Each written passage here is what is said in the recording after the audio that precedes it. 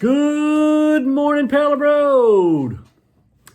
Well, today we're continuing the tour through my favorite part of my library, I guess you would say, my favorites. And we come upon a book that my sister gave me years ago. Must have been a teenager when she gave me The Prophet by Gibran. A fascinating man, Gibran. I grew up in a fascinating time in an extraordinarily fascinating part of the world. Anyway, I bet The Prophet is in your home somewhere, okay? And maybe you enjoyed it, maybe you didn't, I don't know. But his words have often spoken powerfully to me. The premise of the story is that he is shipwrecked on an island. It's a fictional story, and the man is shipwrecked on an island. And after some time, people begin to approach him as a man of wisdom, and they begin to ask him questions. And they say, speak to us of children. Speak to us of work. Speak to us of time. And then he takes a couple of pages to advise them on the subject. And so it's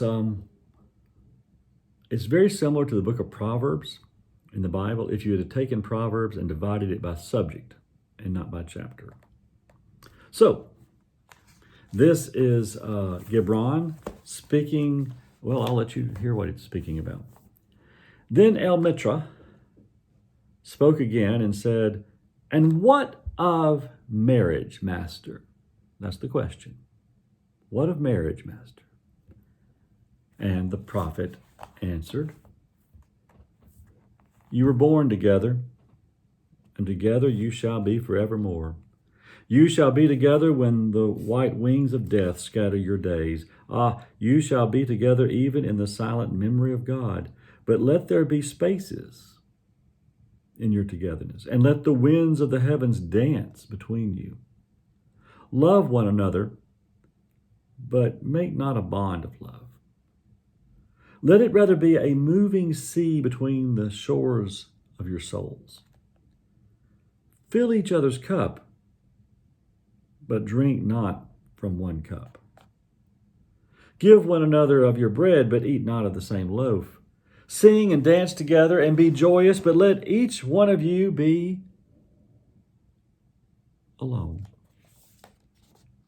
Even as the strings of a lute are alone, though they quiver with the same music. Give your hearts, but not into each other's keeping, for only the hand of life can contain your hearts. And stand together, yet not too near together. For the pillars of the temple stand apart, and the oak tree and the cypress grow not in each other's shadows." There's a lot to think about in this, about marriage. When he comes to say at the end there in the last paragraph, for only the hand of life. Life is capitalized. And I have spent a lot of my time wrestling with his words over a variety of things. And he has a lot of metaphors for God. And the hand of life is one of those metaphors. And so he's saying that, I know that you think the world of each other.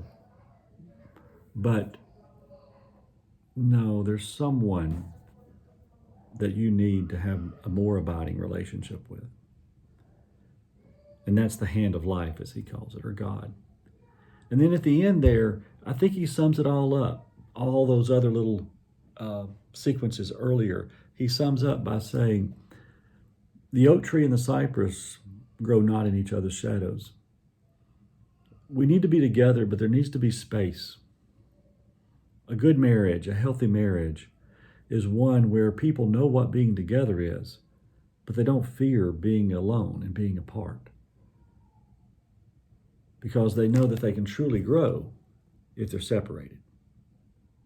If you put them right underneath one another, well, one dominates the other, and one of the selves dies. And the best marriages are the marriages where both selves flourish. And after all, the pillars of the temple hold the temple up, and they don't stand together, they stand apart. Have a good day. See you tomorrow.